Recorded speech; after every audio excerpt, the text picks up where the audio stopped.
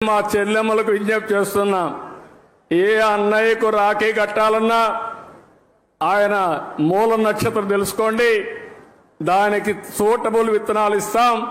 మీరు శుభం కోరుకుంటున్నారు, ఇప్పుడు బెస్ట్ విషెస్ ఇస్తున్నారు. కానీ భవిష్యత్తులో ఆయన భవిష్యత్తు బాగుండాలంటే నక్షత్రం, ఆ నక్షత్రానికి ఏ చెట్టు సూటబులో ఆ విత్తనాలతో అతనికి రాఖీ కట్టాల్సిందిగా మిమ్మల్ని అందరినీ కోరుతున్నా. ఈ రాఖీ పండుగ నుంచే ప్రారంభించాలి. దీనివల్ల రాష్ట్రం మొత్తం చెట్లు పెంచడానికి ప్రత్యక్షంగా పరోక్షంగా మీరు కృషి చేసినట్టు అవుతుందని చెప్పి నేను మీకు తెలియజేస్తున్నా. విన్నారుగా, అంతర్జాతీయ పర్యావరణ దినోత్సవం రోజు ముఖ్యమంత్రి చెప్పిన మాటలు. నక్షత్రం చూసుకుని అన్నదమ్ములకు రాఖీ కడితే చెట్ల పెంపకానికి ఉపయోగపడుతుందని సీఎం అన్నారు. ఈ మాటలను ఛాలెంజ్గా తీసుకున్న విజయవాడ మహిళ వినూత్న రీతిలో రాఖీలు తయారు చేస్తున్నారు. కేవలం విత్తనాలు, అట్టపెట్టుతో రాఖీలు తయారు చేస్తూ పర్యావరణ పరిరక్షణకు నడుం బిగించారు రామవరప్పాడుకు చెందిన నాగలక్ష్మి.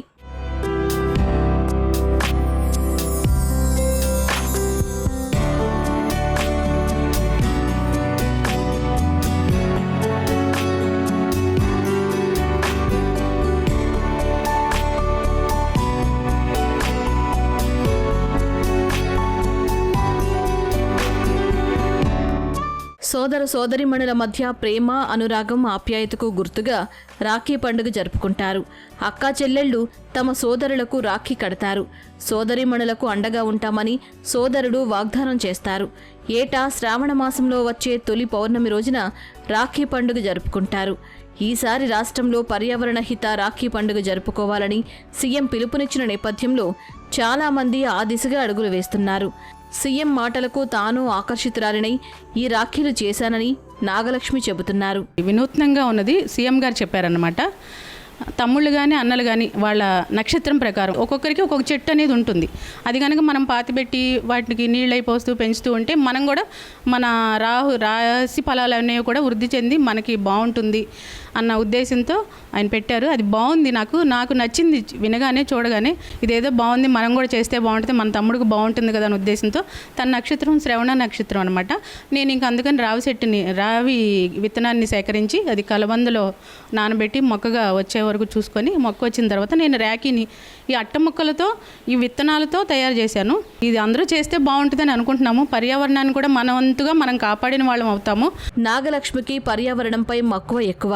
తాను పనిచేసే అంగన్వాడీ కేంద్రంలో చుట్టూ ఉన్నంత స్థలంలోనే మొక్కలు పెంచారు. భవిష్యత్తు తరాలకు మనమిచ్చే విలువైన కానుక ప్రకృతి, స్వచ్ఛమైన పర్యావరణం అని పదే పదే పిల్లలకు చెబుతుంటారు. పర్యావరణం, మొక్కలే మన ఆస్తులని ఆమె అంటున్నారు. ఈ కాలం పిల్లలకు మొక్కల విలువ, పర్యావరణం పట్ల శ్రద్ధ తగ్గుతోందని, అందుకే తాను ఈ కార్యక్రమానికి శ్రీకారం చుట్టానని చెబుతున్నారు. ప్లాస్టిక్ వల్ల పర్యావరణం పాడవుతోందని, ఇలాంటి రాఖీలతో మొక్కలను పెంచే అవకాశం దక్కుతుందని నాగలక్ష్మి చెబుతున్నారు. కొంచెం శ్రమ పడినా మనకి ఒక తృప్తి అనేది ఉంది. నా చేత్తో నేను తయారు చేశాను, నా తమ్ముడికి నేను కట్టాను స్వయంగా. నేను తయారు చేసిన రాఖీకి ఆనందం వేరుగా ఉంటుంది. ఒక 10 రూపాయలు ఇచ్చి కొనడానికి ఆనందం వేరుగా ఉంటుంది. ఈ కాన్సెప్ట్ బాగుంది, నాకు నచ్చింది. సీఎం గారు పెట్టింది కాన్సెప్ట్. ఇదంతా అట్ట అండి, పేపర్లు అనమాట. పేపర్ అంటే మట్టిలో ఇప్పుడు మనం పాతి పెట్టగానే కుండీలో మట్టితో కలిసిపోతుంది. అదే ప్లాస్టిక్, దానికి వాడే ఏదైతే ఉందో ప్లాస్టిక్ అది కలవదు. ఎవరో ఒకరు ఏదో ఒక రకమైన క్యాన్సర్ అనేది వింటున్నాము. అందుకని ఇలాంటివన్నీ నివారించడం కోసం ఇలా చేస్తే బాగుంటుంది. నక్షత్రాల ఆధారంగా నాగలక్ష్మి తయారు చేస్తున్న రాఖీలను చూసి స్థానికులు ఆనందం వ్యక్తం చేస్తున్నారు. తాము ఇలాంటి రాఖీలు కడతామని చెబుతున్నారు. ఎందరికో ఆదర్శంగా నిలుస్తున్న నాగలక్ష్మిని పర్యావరణ ప్రేమికులు అభినందిస్తున్నారు.